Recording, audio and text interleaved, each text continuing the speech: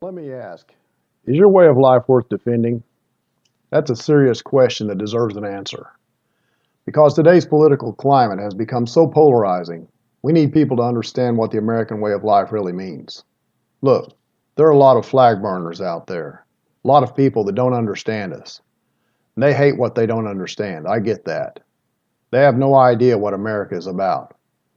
There's also an international corporate elite that uses America like a tool. Ironically, the flag burners are playing into the elite's hand. But I believe most of us, hardworking Americans, find ourselves in the middle, somewhere in between those two extremes. I really believe we, the grassroots, working class American, vastly outnumber the fringe extremes. We just aren't as vocal about our beliefs. Here's a video of the FedEx guy story that ran in the news. I think he gets it. Take a look, and you'll see what I mean. And taking a stand for Old Glory, a FedEx delivery man, listen to the story, hailed as a hero for jumping into action, stopping a group of protesters from burning an American flag. Watch how this played out.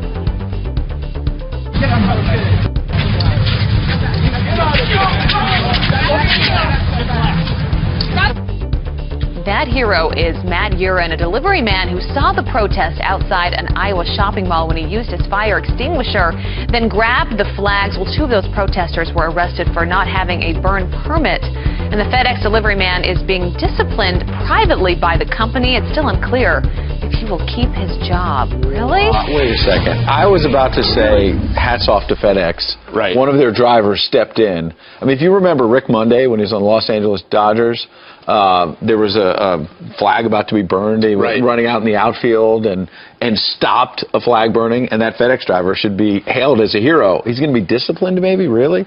Come on. Now let me know if this rings true. You believe in liberty and justice for all. You believe in the family as the cornerstone of society. And you believe that good working people are being milked for other people's benefits. And do you believe in these words from the Declaration of Independence?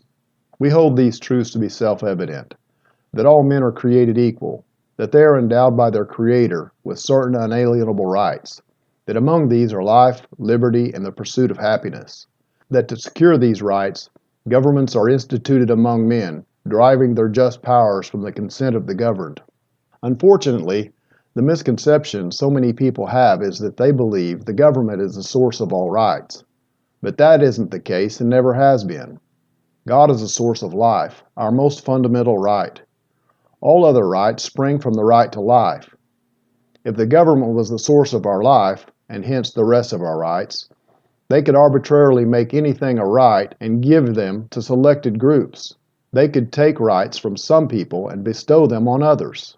And worst of all, they could deprive us of our God-given rights and say that they are really just government-granted privileges. But sadly, that is the situation we find ourselves in today. As business leaders and as pillars of our communities, it's up to us if there's going to be any changes made that benefit us, the working people of America. The representatives in Washington aren't representing us anymore. We're going to have to start doing for us and our own right here, right now. We have a higher purpose. We believe in the original ideals that made America great in the first place. We believe in freedom of conscience, freedom of speech, the freedom to enjoy the fruits of our own labor, and the freedom to defend ourselves. But we also recognize that the only kind of society that can maintain those kinds of liberties is one that has a strong moral foundation with big, strong families. Barbarous societies require a powerful police state to keep innocent people safe. But a powerful police state infringes on everyone's freedom, not just the criminal elements. On that note, there's an old quote that goes, "America is great because she's good. And if America ever ceases to be good, she will cease to be great." I'm sure you can see that there have been forces inside and outside our nation that oppose our greatest foundational ideals. They have the intention to undermine our foundations, dumb us down, break our resolve, and use us as their own private global plantation. I think Paul Harvey said it best when he shared the poem, "God Made a Farmer." Watch this short video commercial made by Dodge for the Super Bowl.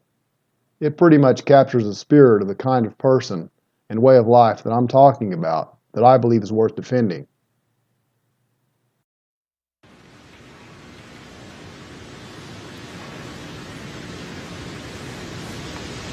And on the 8th day. God looked down on his planned paradise and said, I need a caretaker. So God made a farmer. God said, I need somebody willing to get up before dawn, milk cows, work all day in the fields, milk cows again, eat supper, then go to town and stay past midnight at a meeting of the school board. So God made a farmer. God said, I need somebody willing to sit up all night with a newborn colt and watch it die, then dry his eyes and say, maybe next year. I need somebody who can shape an axe handle from a persimmon sprout, shoe a horse with a hunk of car tire, who can make harness out of hay, wire, feed sacks, and shoe scraps, who planting time and harvest season will finish his 40-hour week by Tuesday noon, and then painin' from tractor back put in another 72 hours. So God made a farmer. God said, I need somebody strong enough to clear trees and heave bales, yet gentle enough to yean lambs and wean pigs and tend the pink-combed pullets, who will stop his mower for an hour to splint the broken leg of a meadowlark. So God made a farmer. It had to be somebody who'd plow deep and straight and not cut corners. Somebody to seed, weed, feed, breed, and rake and disc and plow and plant and tie the fleece and strain the milk. Somebody who'd bale a family together with the soft, strong bonds of sharing.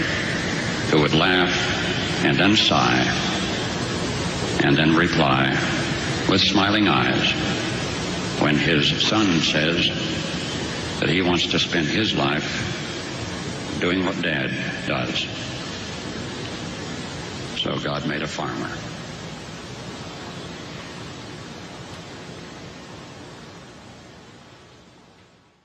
So, here's our mission. Our motives and mission for forming this community of business leaders is to use its influence and resources to save everything that's good and godly in this world. We have the profound understanding that the sovereignty of the people, the sanctity of the family, and the supremacy of faith is worth fighting for. Therefore, we will be a force for good in this world. We will honor our responsibility to those that gave everything up for us. We'll honor those that are coming up after us by working together to give them a brighter future. Stand up for what's right. So, to answer the original question, yes, we believe our way of life is worth defending.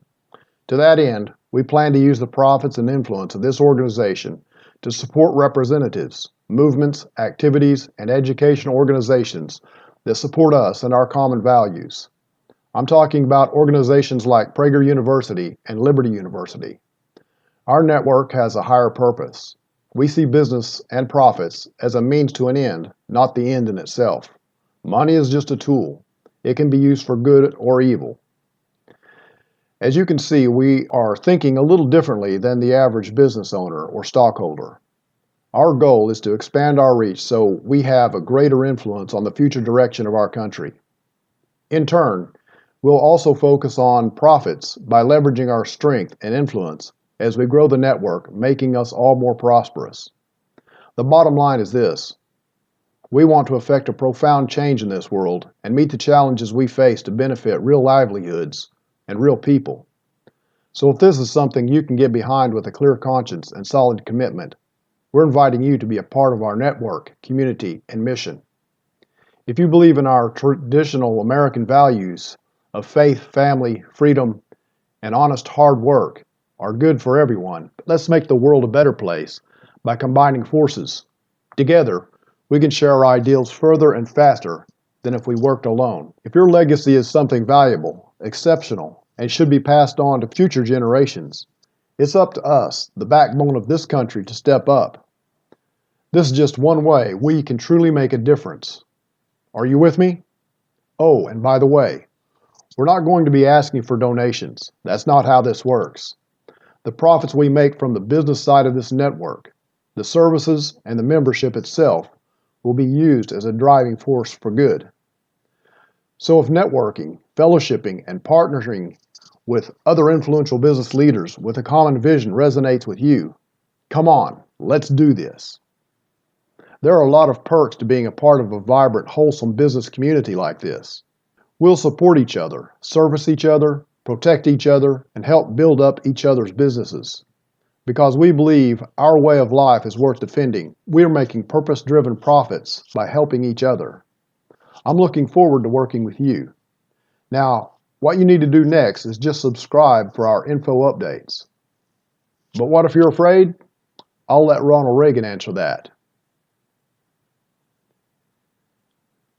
Will you help support this network by becoming a member? Click the button below for info updates.